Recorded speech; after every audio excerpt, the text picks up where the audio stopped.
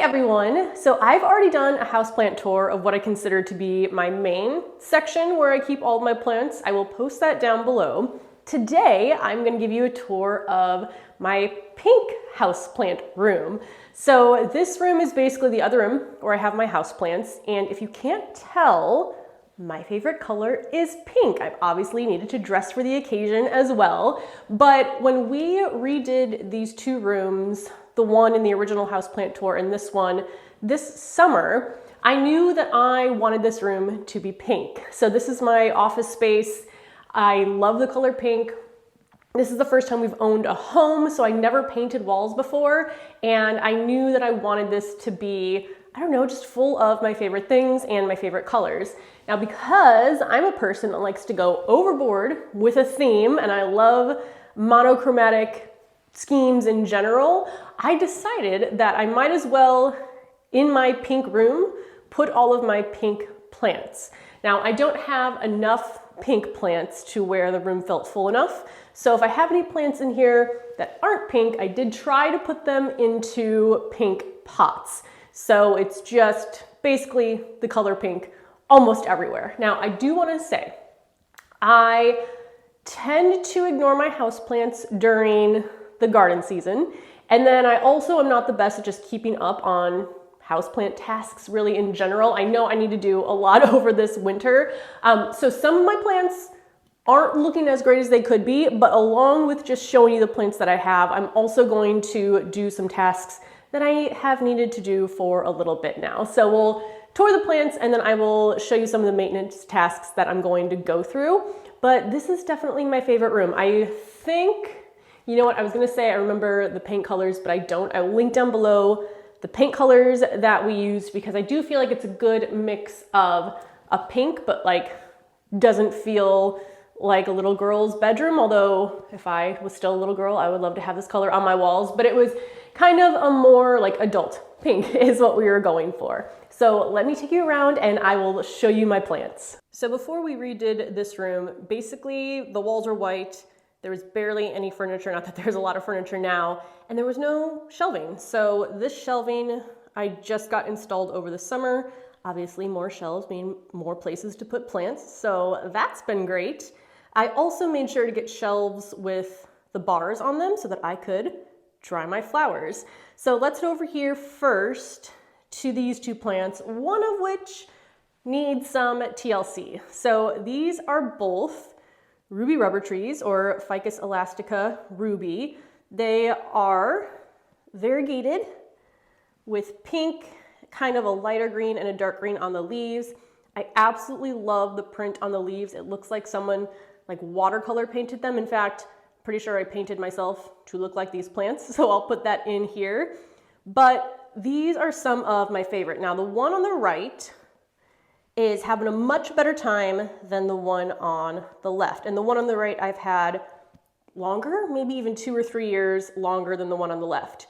So coming in here, this one has, I think it's started with 2 main branches, and then a third one has started poking out there. I have them in 2 pink pots. Pink pots I got from Chalet Nursery. And this one, like I said, is looking good. I have had to add stakes. It continues to put on new growth. Now the one on the left, which is in the same size pot, same like watering regimen, has been dropping its lower leaves. So I think this one, I go back and forth on what it is. So if you have any ideas, let me know, but I'm pretty sure it's the light, the amount of light that it's getting, even though it's right next to this one, maybe because this one's slightly more in the corner. So I'm gonna move this one today right in front of a door so that it can get more light. If that doesn't work, then I'm either going to get a grow light to install up here, or I'm gonna move it into my kind of main plant area with the grow light. Now that means this would go out of the pink room and into, well, the green room. And I'd rather keep it in here if possible. So those are some of the solutions I am working on now, but I absolutely love this plant. Coming over right next to it. Well, first off, I have Gomphrena here drying.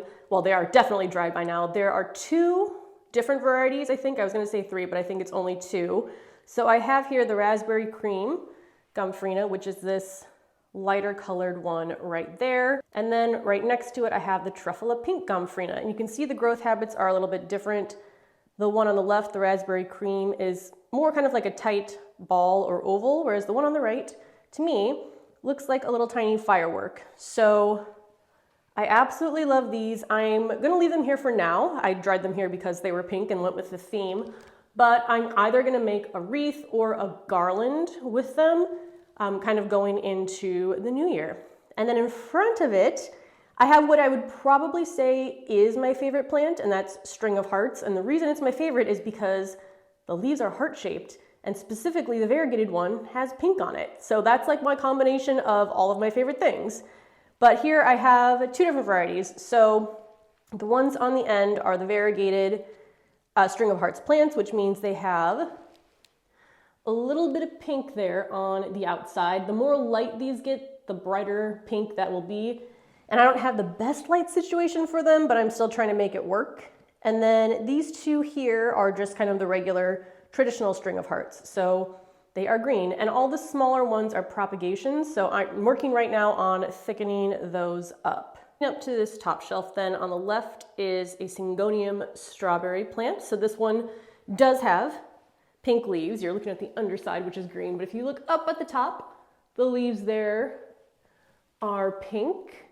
I really love this plant. Now this one, I think I found the perfect pot for it because it's kind of the same shade of pink and green and it matches the leaves. Now this one, I have to water more frequently than other plants, which is usually a good sign that I need to pot it up. I'm not going to do that today, but that is on my general houseplant to-do list. Then everything else on this shelf is a green plant, but I did put them in pink pots. I really wanted some trailing plants off of these shelves, so I have two philodendron Brazils. These are both propagations from my philodendron Brazil in my main room. There's one there and one there. I have a Pothos, again, propagation from another plant in the main room. So these three plants were free. And then up there on the top is a Monstera, which is tiny right now, although this one I also have to water a lot more than I should. So I definitely need to pot that one up. It's hard when you have like the plant in the pot you want, and then it outgrows and you're like, well, now I have to go get another pink pot. So, but I do think I have at least a few more pink pots kind of in my closet that I can upsize that into. But that's everything that is on these shelves. Over in this corner is another Pothos plant. I was actually planning to put some propagations in here to add some more long vines, and then the plan is to trail this plant along the wall. Although I have noticed that even though I told myself, like when I had it trailing along the wall before, and when I took off the command hooks, it didn't take off the paint, but now that it is like newly painted, I don't know, I'm having a hard time wanting to put the command hooks up, even though again, they worked just fine. So this one is not in a pink pot, but that's okay. It gets to stay over here. Also, just wanted to point out, we have a bunch of pigeons and mourning doves that are around our house. I give them bird seed, I let them nest on our house, and they repay me by pooping on the window. So that's gonna stay there until we get our windows cleaned in the spring. I also have down here on the floor, I don't think this is like my favorite spot for it, but it's where it is right now. I have, again, just bunches of dried pink flowers, more of the raspberry cream gomphrena, truffula pink gomphrena, and then some of the, what were those? I think those were the asters. Yep, those were the dried asters in the corner there. One hydrangea poking out down there as well. So again, these will be used for crafts, but they're just sitting there for now. I have another bunch of dried flowers in a little pink vase. So the theme again of this room, in case you forgot, is pink. So those are all the plants that I currently have in this room. And because that tour was so much faster than the last one, I'm realizing I have space for some more plants in here. So now I'm gonna do some of the maintenance tasks that I had planned today. These are tasks that I know more responsible plant owners do much more regularly, like maybe even once a month. I honestly maybe do them once or twice a year. But the first one is I'm gonna wipe down the leaves of my plants just to remove any dust, any buildup on them. It's supposed to improve their ability to absorb light, which obviously we have limited light right now in winter, and also just make them breathe easier. So that is my plan with this. I just have a microfiber cloth here. We're gonna do that. So let's head over and we will do the ficus first, and I'm just gonna work my way through my plants. So being very gentle so I don't tear a leaf, I'm just going to take this cloth, take a leaf, let's do this one since it's more visible, take a leaf in my hand, gently wipe, Again, gentle, so you don't pull a leaf off. Gently wop off the top and the bottom. I know other people also use leaf shine, but I'm just using the cloth for now. So I'm just gonna go through and do this on my plants. I also know that people will just put their plants in the shower too to wipe them off. I could do that. These pots are a little bit heavy, so I'm not gonna bring these in the shower, but I do rinse off like some of my smaller plants, like my lemon tree, I'll rinse off. That's also to help control pests, but I will bring in things that I can carry and just rinse them off in the shower. And that should have pretty much the same impact. This is also a good opportunity for me to see if there's any pests. Now, hopefully I don't find any. And I will say on my ficus, I don't think I've ever really had pests on it. Pests that I commonly get in the winter are scale, fungus gnats. I'm pretty sure I've probably had spider mites because I feel like those always pop up at some point, but scale's probably been the worst. But this is a good opportunity. Again, I'm getting really close up with the leaves so I can see if there are any pests. And again, things I should be checking for on a much more regular basis, but I don't. Okay, next thing I'm gonna do is move that rubber tree plant in front of that window. So this back window here is the door that opens to the garden. I don't know if I have to go back out there or not anytime soon. This door can open, but it can't open unless that's open, so I don't really use this one. So I'm gonna put it right in front of this window to give it as much light as possible. If that doesn't work, then I will move it either under the grow light or get a grow light specifically for these plants. I probably should have looked into that during all the Black Friday sales, but now it's too late. So we're gonna see how this works. So I'm gonna shift that one over. I don't know if I'm gonna shift this other one anywhere yet. I guess we'll see. Now, because these pots and saucers, if I drag them, will scratch the floor. So I'm not gonna do that. I'm just gonna pick up and put you there. And then, you know what, this is a good time. I'm gonna rinse this out just because the saucer does get dirty. All right, saucer rinsed. I'm gonna put you here-ish. And then let's pick up and move the plant.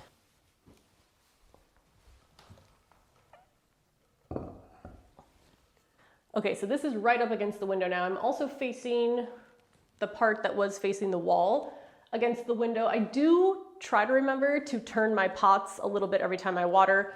Right now I'm usually watering, well, some I'm watering once a week, some I'm watering every 2 weeks. I will try to turn them so that not the same side is always facing the window. So we'll see how this does. I mean, even though it's been losing lower leaves, it has been putting out top leaves, but I'd prefer it keep all of its leaves. So we'll see how it changes with this move closer to the window. And then if not, like I said, I'll get a grow light for it. Now this one here, I think I am gonna try to leave where it's at. Again, it looks fine. Like it doesn't look like it's losing any lower leaves. It looks happy overall. You know, maybe I'll scooch it just like a few inches closer.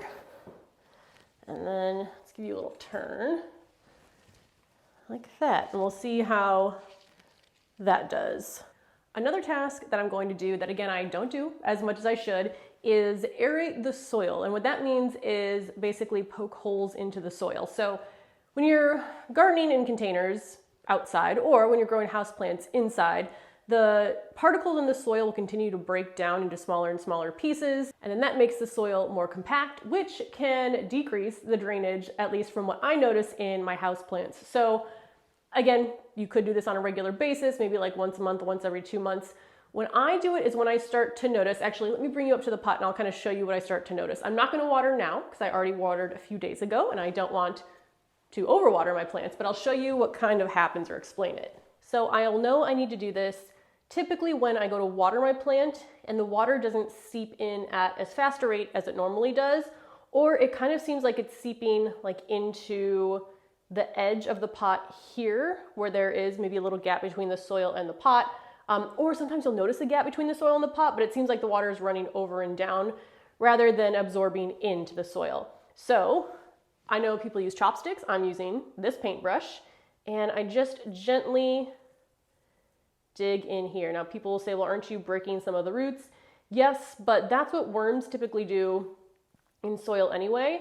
So I just want to get in here and break up some of the soil so it's not as compact and water has more places to absorb, all the way throughout the root ball, because you need both water and oxygen in the soil in order for your plants to thrive. So that's why you don't want this to become, so compact that it's not even taking it up. And you can see I'm going kind of further away from right at the base of the plant because the roots are usually bigger around here. So I'm just kind of going in and I'm not pushing too hard. So right there, I kind of hit something and I don't want to push so hard that I might break a larger root. So I'm just kind of going in here where it only takes me a little bit of force to get into the plant. And I think that should be good. So next time I water, I'll just pay attention and see where the water flows and if it looks like it's doing a little bit better. So another reason that the water might not be absorbing into the soil is that it's way too root bound. I know these plants aren't